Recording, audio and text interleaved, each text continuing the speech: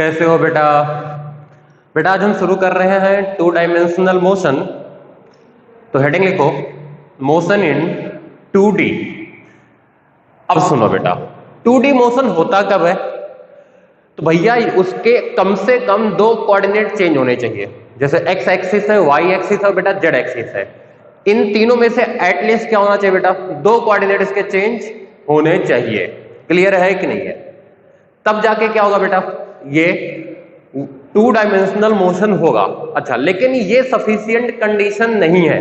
उसके साथ sufficient condition क्या बेटा? इधर देखो, जैसे कोई पार्टिकल बेटा इस लाइन पर जा रहा है, आगे बात बेटा, तो ये लाइन है y equal to mx plus सी।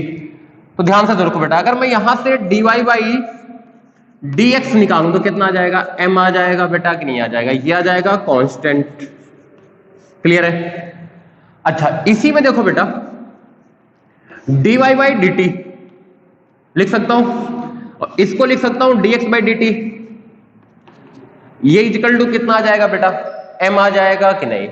पक्की बात?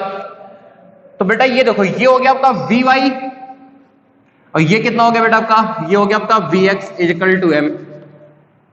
ये बात समझ में आ गई बेटा कि नहीं आई? क्लियर है? देखो इसमें दोनों कोऑर्डिनेट चेंज हो रहे हैं, y भी चेंज हुआ और x भी चेंज हुआ, फिर भी ये 1 डायमेंशनल मोशन हो गया कि नहीं? तो लिखो बेटा 2 डायमेंशनल मोशन कब होगा? जब एटलीस्ट उसके 2 कोऑर्डिनेट चेंज हो और rate of change in 1 coordinate with respect to another coordinate अगर कांस्टेंट आया तो 1D हो जाएगा, अगर कांस्टेंट नहीं आया बेटा तो 2D हो जाएगा। क्लियर बात आ गई कि नहीं? लिखो बेटा इन 2 dimensional motion, in 2 dimensional motion at least 2 coordinates changes and their rate of change and their, यार लिख लो बेटा, रुक जाओ, and rate of change in 1 coordinate and rate of change in 1 coordinate with respect to another coordinate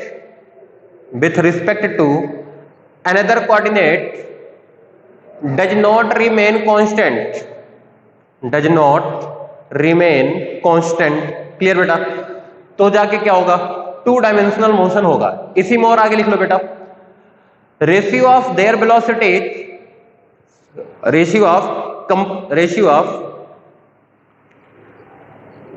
velocities along different coordinates या different axis.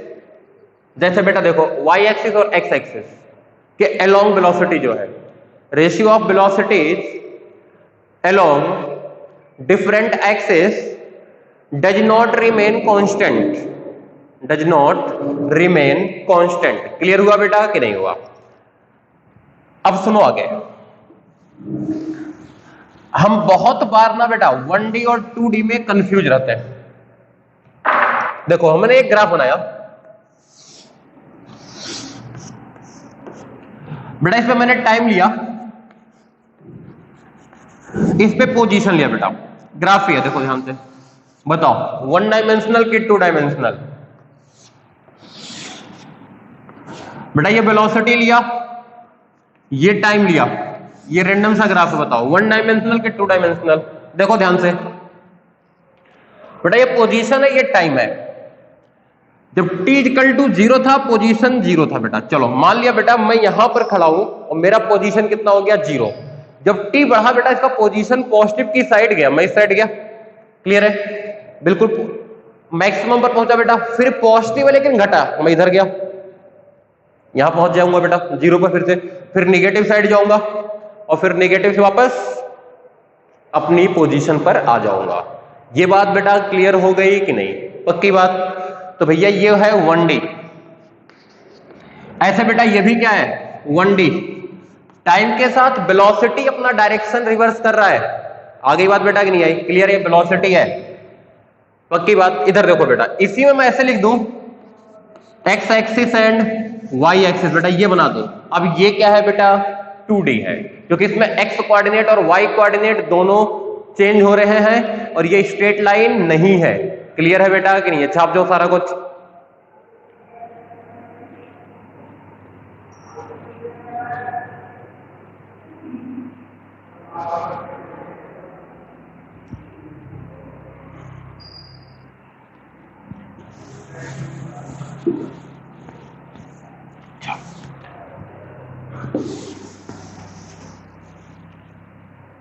अब सुनो बेटा, इसमें अब आते हैं एक्सेलरेशन पर कि 2D मोशन में एक्सेलरेशन कैसा होना चाहिए। क्लियर हो बेटा? तो ध्यान से सुनो, अगर 2 डायमेंशनल है कोई चीज, जैसे इस बोर्ड में बेटा आप मूव कर रहे हो इस तरीके से, तो ये मोशन कैसा हुआ? 2D मोशन है कि नहीं है? क्लियर? तो 2D मोशन में बेटा एक्सेलरेशन कैसे रोल प्ले करेगा और क्या होगा उसको सुनो। पहली कंडीशन बेटा, इफ एक्सेलरेशन कांस्टेंट, एक्सेलरेशन कैसा बेटा? अगर एक्सेलरेशन कांस्टेंट है तो इफ इनिशियल वेलोसिटी 0 और पैरेलल और एंटी पैरेलल टू एक्सेलरेशन, तो बेटा ये होता है 1 डायमेंशनल मोशन। क्लियर है बेटा कि नहीं है? ये क्या होता है बेटा? 1 डायमेंशनल मोशन होगा। आगे बात, दूसरी बात सुनो बेटा, इस ऊपर वाले केस को छोड़ दो। If v initial not equal to 0, acceleration not parallel nor neither parallel nor anti-parallel to initial velocity, तो क्या होगा बेटा? ये 2D मोशन होगा। बात समझ में आई कि नहीं आई? अभी एग्जांपल के थ्रू मैं समझाता हूं आपको। देखो, जैसे बेटा मैंने क्या किया, मोशन अंडर ग्रेविटी की बात करते, इस चौक को बेटा मैंने ड्रॉप कर दिया, इसकी इनिशियल वेलोसिटी कितनी थी? 0, तो एक स्ट्रेट लाइन में जाएगा कि नहीं? क्लियर हुआ बेटा? इस चौक को मैंने नीचे की साइड फेंका या इस चौक को बेटा बिल्कुल ऊपर फेंका, तो ये स्ट्रेट लाइन मोशन करेगा कि नहीं करेगा? क्लियर है बेटा कि नहीं है? तो ये वाली कंडीशन हो गई। इसको छोड़ के आप इस चौक को कैसे भी ड्रॉप करो, फेंक दो, क्या करेगा बेटा? ये इस तरीके से फेंको, आप इस तरीके से फेंको तो कुछ इस तरीके से जाएगा, इस तरीके से फेंकोगे बेटा तो क्या करेगा? इस तरीके से जाएगा कि नहीं? बात समझ में आ गई कि नहीं आई? क्लियर है? पक्की बात?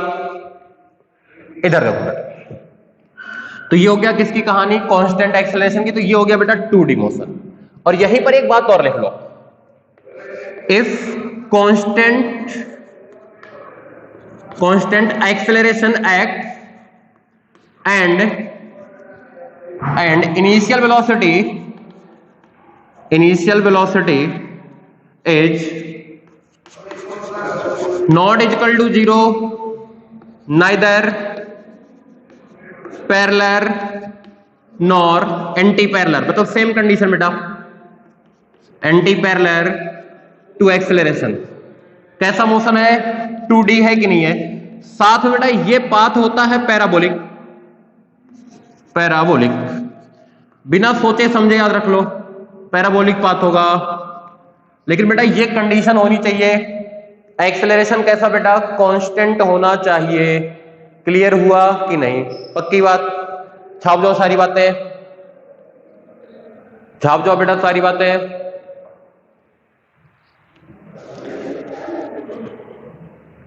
देखो,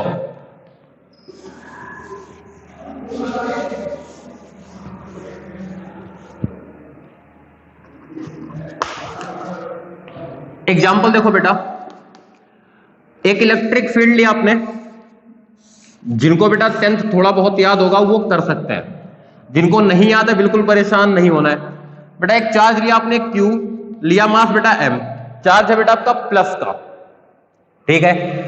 मैंने बेटा इसको इधर वेलोसिटी दी v। क्लियर है? बताओ पाथ क्या होगा? देखो बेटा, पॉजिटिव चार्ज पर जो फोर्स लगता है वो इलेक्ट्रिक फील्ड के डायरेक्शन में लगता है, तो इधर ही फोर्स लग जाएगा, लगेगा कि नहीं लगेगा बेटा? तो क्या साफ साफ दिखाई दे रहा है बेटा कि वेलोसिटी और फोर्स एक दूसरे के पैरेलल है, और F की वैल्यू होती है बेटा QE, और E यूनिफॉर्म है, ये है आपका कांस्टेंट, ये क्या बेटा आपका कांस्टेंट। तो कैसा पाथ होगा? क्या इसका पाथ होगा स्ट्रेट लाइन कि नहीं? आगे बात यही देखो बेटा, प्लस का चार्ज और आपने ये वेलोसिटी दी v, अब इस पे फोर्स इधर लगेगा, कांस्टेंट है बेटा, और v नॉट इक्वल टू 0 भी है, तो कैसा पाथ होगा? ये पैराबोलिक होगा। बिना सोचे समझे लिख दो, 12th में आओगे तो प्रूफ भी कराऊंगा। Parabolic path. क्लियर हुआ बेटा कि नहीं हुआ? आगे बात, जहां जहां कांस्टेंट फोर्स लगे बेटा, यहां कांस्टेंट फोर्स या कांस्टेंट एक्सेलरेशन का मतलब वेलोसिटी किससे बेटा? आपका डायरेक्शन के साथ साथ मैग्नीट्यूड से भी है। ऐसा नहीं कि खाली मैग्नीट्यूड कांस्टेंट हो गया और आपने कांस्टेंट एक्सेलरेशन मान लिया, बिल्कुल गलत हरकत है ये। छाप जाओ सारी बातें।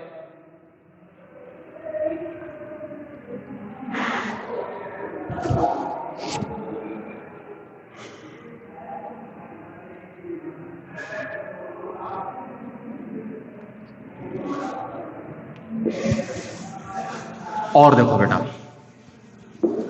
वेरिएबल एक्सेलरेशन होगा, वेरिएबल एक्सेलरेशन होगा तब क्या कंडीशन होनी चाहिए?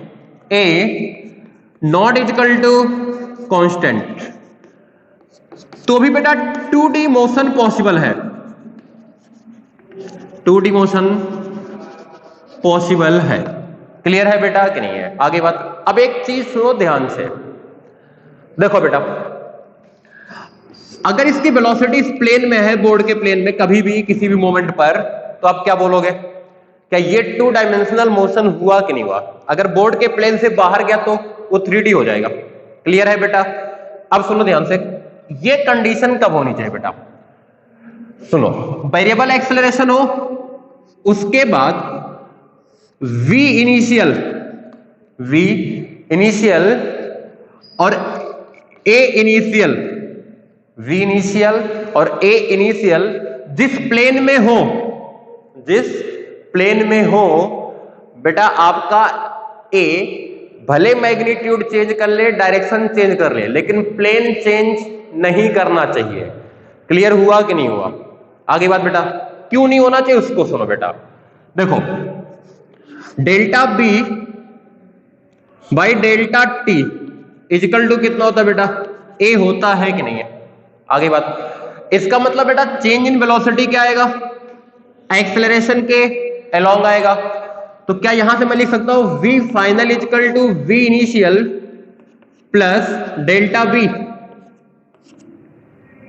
लिखा जा सकता है बेटा कि नहीं? अरे डेल्टा v कितना होता है? v final minus v initial, वहीं से लिखा है, कोई जादू नहीं कर दिया। क्लियर हुआ बेटा? अब सुनो ध्यान से, ये किस प्लेन में आएगा? अगर आप दो वेक्टर, एक वेक्टर बेटा a लेते हो और एक वेक्टर आप b लेते हो, तो a प्लस b किस प्लेन में आता है बेटा? ए बी के प्लेन में आता है कि नहीं? आ गई बात। तो ऐसे बेटा ये किस प्लेन में आएगा? v फाइनल जो होगा in the plane of v initial and delta b, यही होगा बेटा कि नहीं होगा? या इसको मैं बोल लूं, इधर देखो, डेल्टा बी और a एक ही प्लेन में होंगे बेटा कि नहीं होंगे? क्योंकि एक के डायरेक्शन में ही होते हैं। तो आप बोल सकते हो v final in the plane of v initial and a। Clear हुआ बेटा कि नहीं हुआ? आ गई बात। अब सुनो, अगर भैया एक्सेलरेशन अपने प्लेन को चेंज नहीं करता तो बेटा वेलोसिटी फाइनल भी अपने प्लेन को चेंज नहीं करेगा। भले एक्सेलरेशन अपने डायरेक्शन को, अपने मैग्नीट्यूड को चेंज कर ले, लेकिन उसको प्लेन ऑफ मोशन चेंज नहीं करना है। तो क्या हो जाएगा बेटा? 2D हो जाएगा। हाँ भैया, अगर प्लेन ऑफ मोशन चेंज कर गया, एक्सेलरेशन वेरिएबल हो गया बेटा, फिर भी आगे बात, तो क्या हो जाएगा? ये 3 डायमेंशनल मोशन हो जाता है। छाप लो सारी कहानी, जल्दी छापो।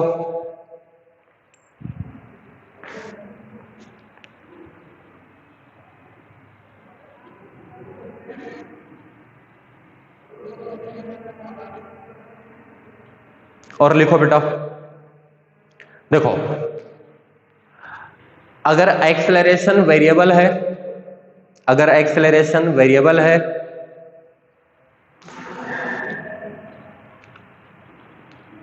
एक्सेलरेशन वेरिएबल है, वो अपना डायरेक्शन और मैग्नीट्यूड चेंज करे, वो अपना डायरेक्शन और मैग्नीट्यूड चेंज करे,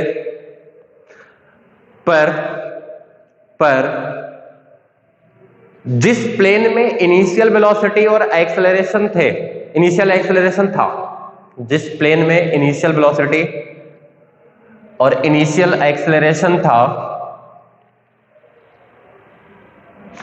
अगर उस प्लेन से एक्सेलरेशन, उस प्लेन में ही एक्सेलरेशन रहता है, उस प्लेन में ही एक्सेलरेशन रहता है, तो मोशन 2 डायमेंशनल होगा, तो मोशन 2 डायमेंशनल होगा। क्लियर है बेटा कि नहीं है? आगे बात, पक्की बात। अभी एग्जाम्पल दूंगा, टेंशन मत लो। देखो बेटा,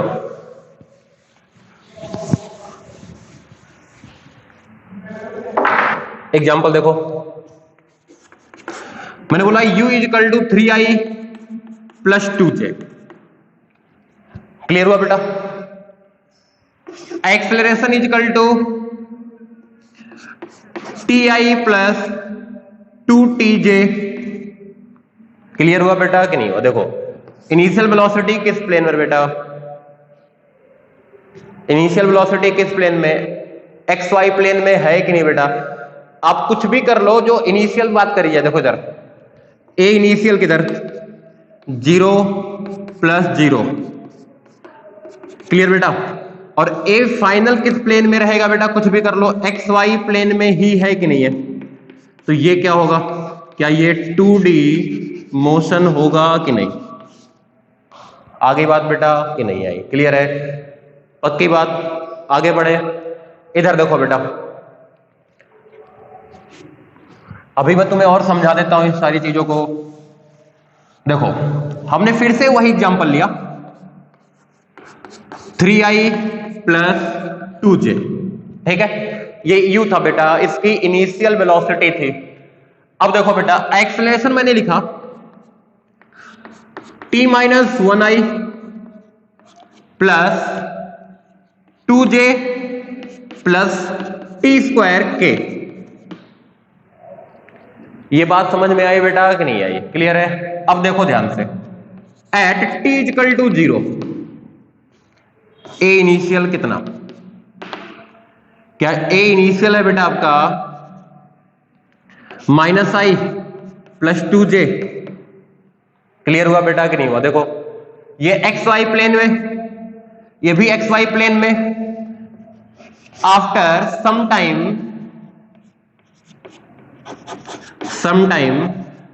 एक्सेलरेशन क्या हो जाएगा बेटा? क्या जेड प्लेन में भी गया कि नहीं गया? कुछ टाइम बाद क्या होगा बेटा? ये जेड प्लेन में भी जाएगा कि नहीं जाएगा? क्लियर है? तो भैया ये 2D पॉसिबल नहीं है, क्योंकि इनिशियली किस में था बेटा? ये भी xy प्लेन में, ये भी xy प्लेन में। क्लियर हुआ? तो हमें एक्सेलरेशन जब तक xy प्लेन में रहेगा तब तक ही वो क्या रहेगा बेटा? 2D। उसके बाद क्या हो जाएगा? वो चेंज कर जाएगा। क्लियर हुआ कि नहीं हुआ? छाप लो, फिर आगे बढ़ते हैं।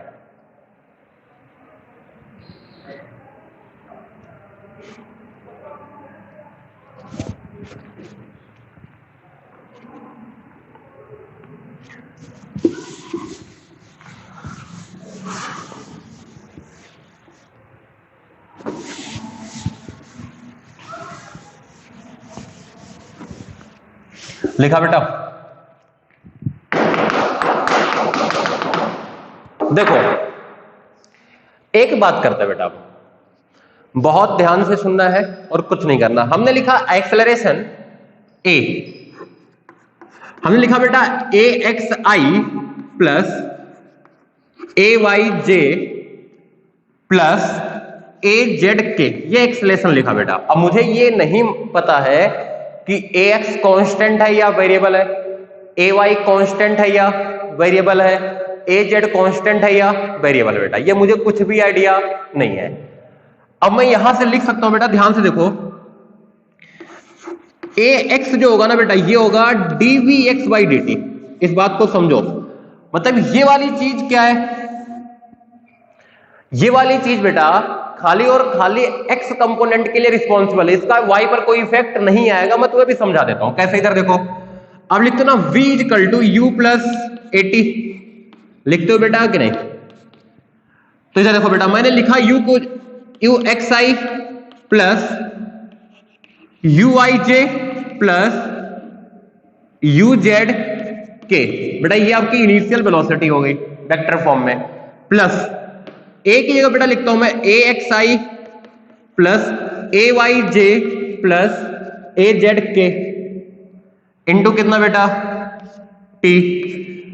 तो भैया देखो आई के साथ आई ऐड होगा, इधर देखो ध्यान से बेटा कितना आएगा, क्या आएगा, U X plus A X T I आएगा बेटा ऐसे, plus U I plus A Y T J.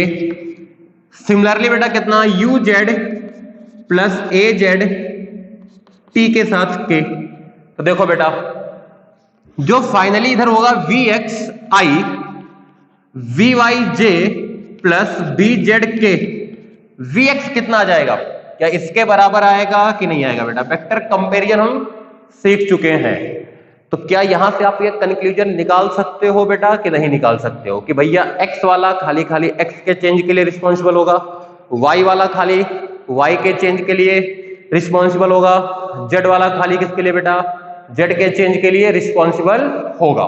Clear है बेटा कि नहीं है?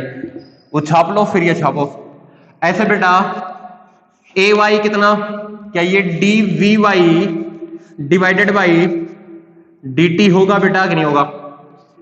ऐसे ए जेड कितना, D V Z by D T होगा बेटा कि नहीं? क्लियर है बेटा कि नहीं है? सब कुछ छाप जाओ फिर आगे बढ़ते हैं।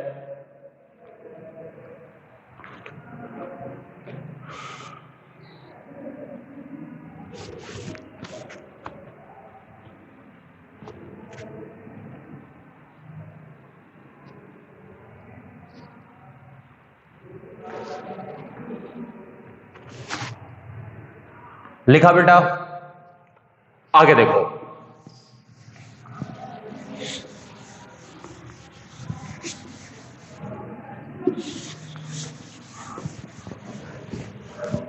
क्वेश्चन देखो बेटा एक छोटा सा लिखो, u initial is equal to 3i plus 2j, a is equal to 2i plus 4j minus k। Clear है बेटा कि नहीं है? लिखो सवाल, find the coordinate of x, coordinate of x when velocity along y axis become twice of initial, clear बेटा? सवाल समझ में आई? हमें उस टाइम पे x कोऑर्डिनेट बताना है बेटा, क्लियर है? जब y की जो वेलोसिटी है बेटा वो डबल हो जाए इनिशियल का। लिख लो, पार्टिकल स्टार्ट फ्रॉम 1,0,1 1,0,1 यहां से स्टार्ट हुआ बेटा, ठीक है? बिल्कुल परेशान नहीं होना। इधर देखो भैया, ये था आपका यू आई, ठीक है? ये आपका क्या था बेटा, ए वाई। भैया देखो ध्यान से, ए वाई कॉन्स्टेंट है कि वेरिएबल है? बिल्कुल साफ साफ दिखाई दे रहा है भैया, प्लस का 4 है, कांस्टेंट है बेटा कि नहीं है? क्या मैं इक्वेशन ऑफ मोशन लगा सकता हूं कि नहीं, ये बताओ। अरे लगा सकते हो यार, कोई दुखी होने वाली बात नहीं है। तो बेटा मैंने लिखा V Y equal to U I plus A Y T. Clear बेटा? यू आई कितना बेटा, देखो ध्यान से, 2 है कि नहीं है? क्वेश्चन के अकॉर्डिंग हमें वी वाई कितना करना बेटा 4 करना है, प्लस ए कितना बेटा 4 है, और यहां बेटा टी कितना, टी मान लिया हमने, तो यहां से बेटा आओगे 2, तो टी इजिकल टू कितना आ गया, हाफ सेकेंड आ गया बेटा कि नहीं आ गया। इसका मतलब मुझे हाफ सेकेंड में एक्स कोऑर्डिनेट कितने से चेंज हुआ ये बताना था। इधर देखो बेटा, मैं लिखूंगा S equal to U T plus half A T square. अब बेटा मैं पर्टिकुलर एक्सिस के लगाऊंगा तो यहां लिखूंगा डेल्टा एक्स, बेटा ये डिस्प्लेसमेंट होता था याद करो। यहां कितना लिखूंगा बेटा you X T plus half A X T square. अब बेटा डेल्टा एक्स, एक्स हो गया मान लिया फाइनल, और इनिशियल कहां थे 1 पर, तो -1 इजिकल टू यू एक्स कितना बेटा 3, कितने टाइम बाद बेटा हाफ सेकेंड बाद, प्लस हाफ ए एक्स कितना बेटा ए एक्स है 2, और टी कितना बेटा हाफ का स्क्वायर। क्लियर है? देखो ये कितना आ गया, क्या ये आ गया 3/2 प्लस बेटा ये 2 से 2 मर गया, ये आ गया 1/4। क्लियर बेटा? ये आ जाएगा 6/4 प्लस 1/4, बेटा ये आ गया 7/4। किसकी वैल्यू आई बेटा x - 1 की वैल्यू, तो x इजिकल टू कितना बेटा 7/4 प्लस 1 इजिकल टू 11/4। क्लियर है बेटा कि नहीं है? क्या आप इस सवाल में पूछा जाए बताओ उस मोमेंट पर वेलोसिटी कितना होगा, निकाल दोगे कि नहीं बेटा? अरे भैया देखो टाइम तुम्हारे पास आ गया बेटा, आप vx vy और vz निकाल सकते हो कि नहीं निकाल सकते हो बेटा? फिर उसका मॉड निकाल दोगे, नेट वेलोसिटी का मैग्नीट्यूड आ जाएगा कि नहीं बेटा? क्लियर है? बहुत ज्यादा कुछ टफ नहीं है। छापो इसको।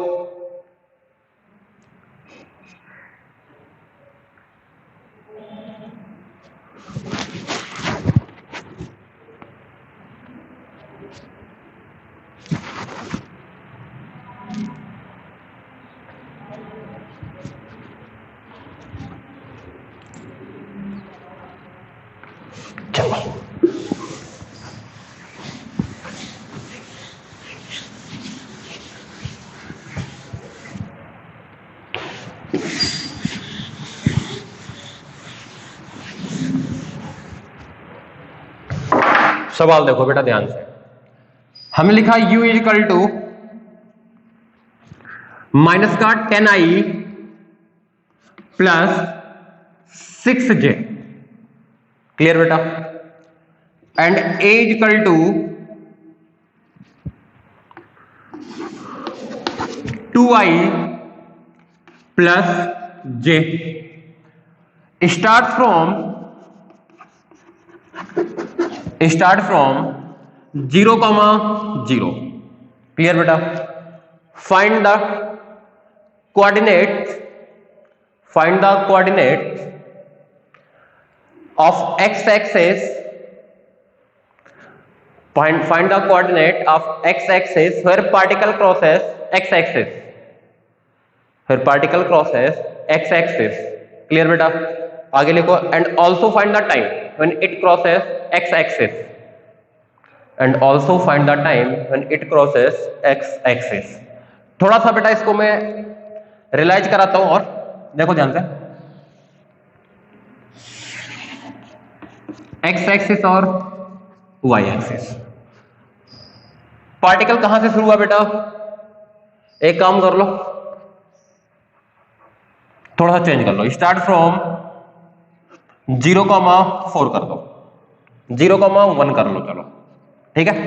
यहां से स्टार्ट हुआ, थोड़ा अच्छा रियलाइज होगा और कुछ नहीं। इसका मतलब बेटा 0,1 यहां कहीं है। देखो ध्यान से, इसकी इनिशियल वेलोसिटी बेटा x के अलोंग किधर है बेटा? एक मिनट रुक जाओ, थोड़ा सा चेंज कर लेते हैं। x एक्सिस के अलोंग बेटा इसकी वेलोसिटी किधर है बताता हूं मैं, टेंशन नहीं लो। इधर है बेटा कि नहीं है? 10i। क्लियर हुआ बेटा कि नहीं हुआ? अच्छा इसका एक्सेलरेशन किधर बेटा? x के अलोंग है। इसमें थोड़ा सा मैं चेंज कर देता हूं, सवाल फ्रेम नहीं हो रही, तो इसको i कर लो, ये j है और ये i है बेटा। क्लियर है? आ गई बात? तो बेटा इसकी वेलोसिटी इधर है 10j नीचे की साइड, और एक्सेलरेशन देखो बेटा किधर है, j ऊपर की साइड है कि नहीं है। क्लियर। i के अलॉन्ग बेटा इसकी वेलोसिटी इधर है कितना 6i, और एक्सेलरेशन भी बेटा इधर है। तो देखो बेटा अगर यहां से आप कंक्लूड करो तो vx इंक्रीज होगा कि नहीं होगा? पक्की बात, vx बढ़ता जाएगा क्योंकि इसके अलोंग एक्सेलरेशन और इसके अलोंग वेलोसिटी पैरेलल है बेटा, और यहां पर क्या हो रहा है, एंटी पैरेलल है। तो क्या होगा बेटा, ये घटेगा। देखो ये ऐसे भागेगा, कुछ ये इस साइड भागेगा और ये इस साइड भागेगा बेटा, तो कुछ इस तरीके से ये जा सकता है। तो हमें यही दोनों पॉइंट इसके बताने हैं। क्लियर बात समझ में आई बेटा कि नहीं आई? पक्की बात, सोचो कैसे किया जाए। हमें यही दोनों कोऑर्डिनेट्स बताने हैं बेटा। क्लियर हुआ कि नहीं हुआ? अब देखो बेटा ध्यान से, ये दोनों कोऑर्डिनेट जब आएंगे, जब आपका y कोऑर्डिनेट कितना होगा बेटा, यहां पर 0 होगा कि नहीं होगा? मुझे वो टाइम बताना है जब इसका y कोऑर्डिनेट कितना हो जाता है बेटा, 0 हो जाता है। तो इधर देखो बेटा, मैं लिखूंगा delta S Y equal to U Y T plus half A Y T square. आएगा बेटा कि नहीं आएगा? क्लियर है? ध्यान से देखो, डेल्टा एस वाई बेटा कहां से शुरू हुए आप, 1 से शुरू किए थे, और 0 करना है तो 0 माइनस 1। बोलो बोलो बोलो, क्लियर है? यू आई कितना बेटा, माइनस का 10 T plus half A Y कितना बेटा 1 टी स्क्वायर। क्लियर है बेटा कि नहीं है? आगे बात देखो, इधर 2 से मल्टीप्लाई कर दो, आएगा -2 इजिकल टू माइनस का 20t प्लस का टी स्क्वायर। क्लियर हुआ बेटा कि नहीं हुआ? इसको मैं रफ कर देता हूं, लॉजिक तो समझ में आ गया होगा ना। देखो बेटा यहां से अगर मैं लिखूं T square plus 20t minus 20t -2 की जगह +2 इक्वल टू 0, ये आएगा बेटा कि नहीं आएगा? तो क्या एक क्वाड्रेटिक इक्वेशन बेटा दिखाई दे रहा है कि नहीं? तो t को सॉल्व कर लो, t इक्वल टू माइनस का b, ये कितना हो गया बेटा, प्लस का 20 plus minus B square 400 minus 4 AC divided by 2। थोड़ा अजीब सा आएगा, देखो +20 प्लस माइनस, बेटा इधर देखो, ये 400 माइनस 8 कितना बेटा 392 डिवाइडेड बाई कितना बेटा 2। क्या यहां से बेटा t की 2 वैल्यूज आई कि नहीं? अब थोड़ा अच्छे से डेटा लिया होता बेटा तो t की वैल्यू थोड़ा अच्छा आ सकता था। क्लियर है कि नहीं है? आगे बात, तो t की कितनी वैल्यूज आई बेटा, 2 वैल्यूज आ गई। अब देखो बेटा जब t की 2 वैल्यूज आ गई तो उस टाइम पे मुझे क्या निकालना है कि x कोऑर्डिनेट पार्टिकल का कितना है। तो मैं क्या लिखूंगा, x equal to delta x equal to U X T plus half A X T square. Clear हुआ बेटा कि नहीं हुआ? अब मैं आगे सॉल्व नहीं कर रहा हूं, क्लियर है? देखो डेल्टा x बेटा, x 0 है कि नहीं है, तो यही हो जाएगा आपका x। ux तुम्हें पता है, ax तुम्हें पता है, और t की 2 वैल्यूज आई है बेटा। क्लियर है? आगे बात, और t की 2 वैल्यूज आई है बेटा, उसको लाके पुट कर दोगे तो कोऑर्डिनेट आ जाएगा, और टाइम पूछा था तो टाइम तुम्हारे सामने है। क्लियर है? छाप लो सब कुछ और लिखो बेटा, इसका नाम रख देते हैं इक्वेशन P। लिखो इक्वेशन P में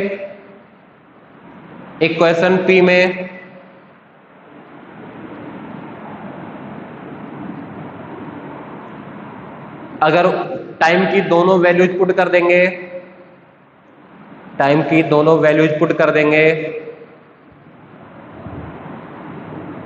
तो सॉल्व होके दोनों कोऑर्डिनेट्स आ जाएंगे,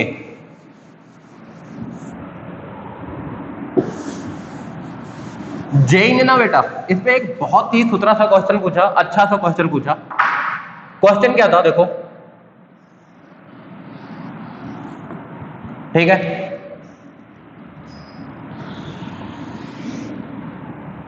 सेम है बेटा दोनों,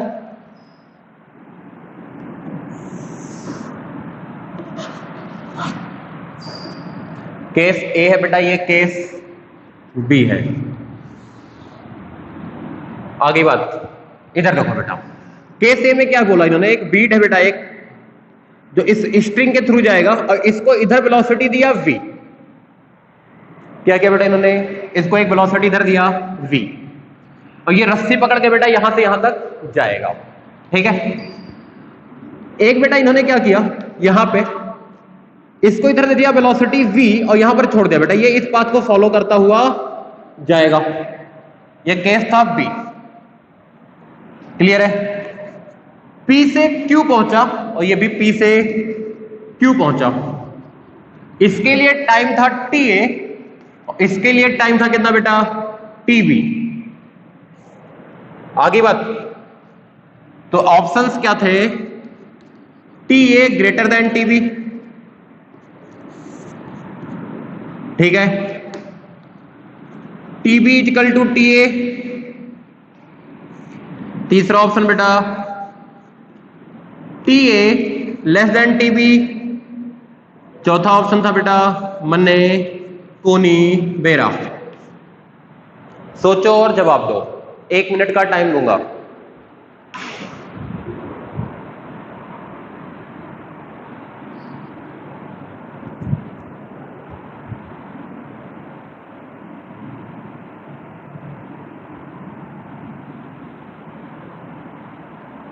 देखो बेटा, इस पे वही कहानी है, वेलोसिटी के 2 कंपोनेंट लो, ठीक है।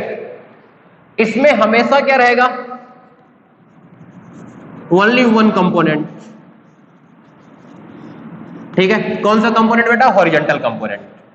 कितनी दूरी चलना बेटा, 2r, तो इसमें टाइम कितना लगेगा, क्या टाइम लगेगा 2r डिवाइडेड बाई v, कि नहीं बेटा। आगे बात, इसमें देखो बेटा, इसमें जब पार्टिकल यहां कहीं पहुंचेगा तो इस दीवार में इस पे एक फोर्स लगाया होगा, नॉर्मल ऐसा लगाएगा बेटा। इस नॉर्मल के 2 कंपोनेंट, एक इस साइड और एक इस साइड होगा बेटा, कि नहीं होगा। और एक और फोर्स लगेगा नीचे की साइड, mg। अब नॉर्मल का ये वाला कंपोनेंट वेलोसिटी के क्या बेटा, अलोंग है कि नहीं है। आगे बात, तो अगर हम P से M तक जाते हैं, if we move from P to M, clear है बेटा। तो क्या होगा, पार्टिकल का horizontal VH and VV, horizontal and vertical, both will increase, both will increase. Clear है बेटा कि नहीं है। आगे बात, पार्टिकल यहां पहुंच गया, अब बेटा जब यहां से ऊपर जाएगा तब नॉर्मल इधर लग जाएगा, क्लियर बेटा, नीचे mg लगेगा। तो बेटा m2q के लिए बोथ डिक्रीज होगा, क्लियर है बेटा कि नहीं है। और जब यहां पे पहुंचेगा बेटा तो इसकी वेलोसिटी फिर से इधर कितनी रहेगी, v ही रहेगी कि नहीं रहेगी, इसमें कोई चेंज आएगा नहीं बेटा, क्योंकि kinetic energy plus potential energy conserve होना चाहिए। तो जब नीचे गया तो पोटेंशियल घटा बढ़ा, इस तरीके से आप सोच सकते हो, ठीक है अभी। क्लियर बेटा, यहां कितना होगा, v और v हो जाएगा फिर से, क्लियर है कि नहीं है। अब सुनो बेटा, एक बात बताओ, यहां पर मान लेते बेटा इसकी वेलोसिटी हो गई थी v1, तो क्या v1 जो है आपका ग्रेटर देन v होगा कि नहीं होगा, ये होगा। इसका मतलब बेटा थ्रू आउट द मोशन इसका हॉरिजॉन्टल कंपोनेंट क्या रहेगा, v से ज्यादा रहेगा, क्लियर है कि नहीं है। और मैंने अभी बताया था पीछे आपको कि भैया हॉरिजॉन्टल वेलोसिटी हॉरिजॉन्टल डिस्प्लेसमेंट के लिए responsible, vertical velocity vertical displacement के लिए रिस्पॉन्सिबल बेटा, क्लियर है। तो इन दोनों केस में हॉरिजॉन्टल डिस्प्लेसमेंट क्या है बेटा, सेम है कि नहीं है, और इस केस में उस केस के कंपैरेटिवली हॉरिजॉन्टल वेलोसिटी क्या है बेटा, ज्यादा है, क्योंकि बी डैश क्या है बेटा, इधर आए तो हॉरिजॉन्टल बढ़ता गया, इधर गए तो हॉरिजॉन्टल घटता गया, लेकिन तब भी कितना बेटा, वी तो है ही है। क्लियर है कि नहीं है? आगे बात बेटा, बनाओ जाओ सारा कुछ, फिर लिखाता हूं।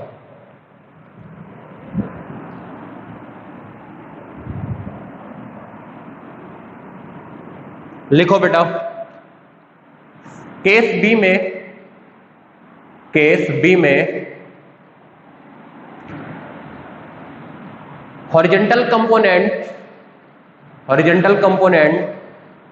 हमेशा v से ज्यादा होगा, पर दोनों केस में हॉरिजॉन्टल डिस्प्लेसमेंट सेम है, तो केस बी में कम टाइम में वो डिस्प्लेसमेंट कवर कर लेगा, तो हमारा आंसर होगा बेटा केस बी में टाइम कम लगेगा और केस ए में टाइम ज्यादा लगेगा।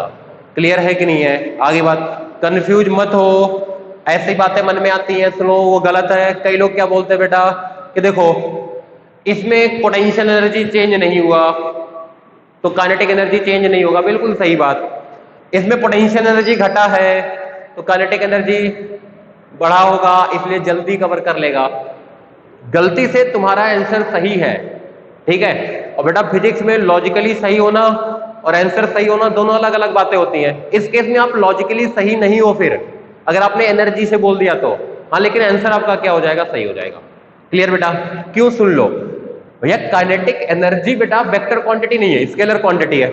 आगे बात, तो वो अगर घटा है बेटा या बढ़ा है तो कोई एक कंपोनेंट घटा है, कोई एक कंपोनेंट बढ़ा है, उस पर हम कमेंट नहीं कर सकते, उसका नेट बढ़ सकता है। हो सकता है एक कंपोनेंट घटे और एक कंपोनेंट बढ़े, तब इसकी काइनेटिक एनर्जी क्या हो जाए बेटा, घट जाए या बढ़ जाए।